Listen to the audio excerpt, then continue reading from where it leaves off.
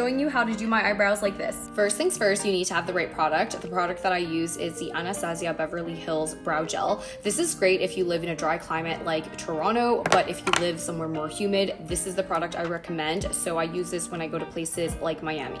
Next, I take the Benefit Precisely My Brow Pencil in color 4.5. I use the spoolie here on this end and I take a lot of product. I think the biggest trick is people do not use enough, and that's why their brows fall down, but you really need to use a lot of product and comb it upwards. After you do this, you can go ahead and do the rest of your makeup while this part dries a little bit. After your makeup is done and your eyebrows are dry, you can go in with color. Some people complain that there's white residue, so what you can do is you can use your fingertips to press down your eyebrows, which will firm them, but also simultaneously remove the white residue. Another alternative is using the tip of your pencil and just pressing it down as well. With the color, you pretty much just fill in what is needed, so like so. Go in upward motions. This will pretty much create additional hairs in the most natural way. The trick is at the very end, you can also comb it up a little bit first, but the trick is you need to comb down your hairs like so